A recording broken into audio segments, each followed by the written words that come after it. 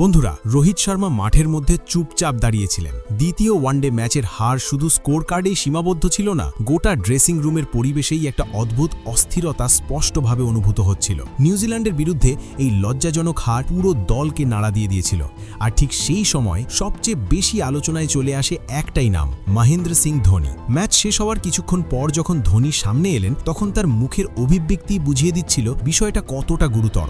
ধোনির রাগ চাপা ছিল না, তিনি ভারতের এই হারকে শুধুই একটা খারাপ দিন বলে মানতে একেবারেই রাজি হননি। সরাসরি জানিয়ে দেন এই হার ছিল 7টি বড় ভুলের ফল। ক্যাপ্টেন্সি থেকে শুরু করে ব্যাটিং অর্ডার, মিডল ওভারের স্ট্র্যাটেজি, বোলারদের লাইন লেন্থ এবং ফিল্ডিং সবকিছু নিয়েই খোলাখুলি কথা বলেন ধোনি। সবকে চমকে দেওয়া মুহূর্ত আসে তখনই যখন তিনি রোহিত শর্মা আর বিরাট কোহলির মতো সিনিয়র খেলোয়াড়দের নাম করে বলেন, বড় ম্যাচে শুধু নাম থাকলেই হয় না, দায়িত্বও নিতে হয়। ধোনির এই বক্তব্য কোনো ব্যক্তিগত আক্রমণ ছিল না, বরং টিম ইন্ডিয়াকে আয়না দেখানোর মতোই। তিনি স্পষ্ট করে বলেন, ভারত যদি সামনে এগোতে চায় তাহলে চিন্তা ভাবনা বদলাতে হবে, দ্রুত সিদ্ধান্ত নিতে হবে এবং মাঠে সেই মানসিকতার প্রতিফলন দেখাতে হবে। ধোনির এই সোজাসাপটা কথাবার্তা শুনে যেমন অনেকে অবাক হয়ে যান, তেমনি দেশ জুড়ে ক্রিকেট ভক্তরা তার এই সততার ভূয়সী প্রশংসা করেন। এই ভিডিওতে আপনাদের ধোনির পুরো বক্তব্যের 7টি কারণ বিস্তারিতভাবে দেখাবো, তাই শেষ পর্যন্ত অবশ্যই দেখুন। তবে তার আগে আপনি যদি মহেন্দ্র সিং ধোনি, রোহিত শর্মা আর বিরাট কোহলির ফ্যান হন, তাহলে ভিডিওটিতে লাইক দিন এবং কমেন্টে অবশ্যই জানান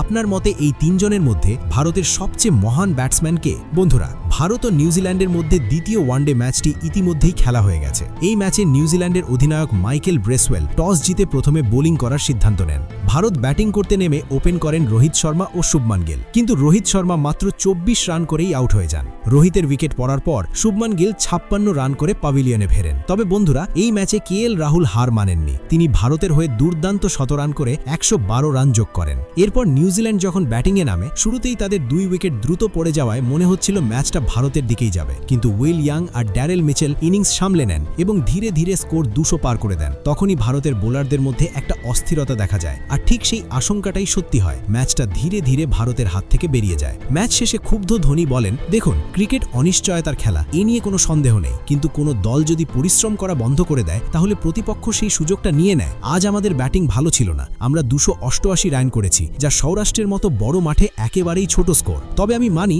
যদি আমাদের বোলিংয়ে একটু ভালো লাইন লেন্থ থাকতো তাহলে আমরা এই ম্যাচটা জিততে পারতাম। ধোনি আরও বলেন, আমি আমার দলের ওপর রাগান্বিত নই, কিন্তু খেলোয়াড়দের এটা বোঝাতে চাই যে ম্যাচগুলো তোমরা জিততে পারো সেখানে এতটা গাফিলতি কিভাবে করো। উইল ইয়াং আর ড্যারেল মিচেল যখন মাঠে ছিল তখন শুরুতে ওরা বেশ নার্ভাস ছিল। সেই সময় আগ্রাসী বোলিং আক্রমণ করে ওদের আউট করা দরকার ছিল, কিন্তু একবারও শুভমান গিলের মাথায় এলো না কিভাবে ওদের আউট করা যায়। ধোনি স্পষ্ট করে বলেন, রোহিত শর্মা বারবার এসে তোমাকে বলে দেবে না কোথায় কোন ফিল্ডার বসাতে হবে, এসব শুভমান গিলকেই শিখতে হবে। আর যদি গিল দ্রুত নিজেকে না বদলায় তাহলে ভারত এভাবেই একের পর এক ম্যাচে ব্যাকফুটে চলে যাবে। বিশ্বকাপের আগে এই ভুলগুলোর দিকে নজর দেওয়া ভারতের জন্য বাধ্যতামূলক। বোলিং নিয়েও ধোনি কড়া সমালোচনা করেন। তিনি বলেন, মোহাম্মদ সিরাজ আর হর্ষিত রানাকে দেখে মনে হচ্ছে শুধু মাঠে ঘোরানোর জন্যই নেওয়া হয়েছে। এরা ভারতের হয়ে এখনো পর্যন্ত যা করেছে সব ভালো দলের বিরুদ্ধে কাজে লাগাতে পারছে না। এরপর ধোনি আরও যোগ করেন, রোহিত শর্মা আর বিরাট কোহলির উচিত শুভমান গিলকে আরও বেশি সাপোর্ট করা। এটা ভাবা উচিত নয় যে সে ছোট খেলোয়াড়, নিজেই শিখে নেবে। এভাবে ভাবলে সে কখনোই কিছু শিখতে পারবে না।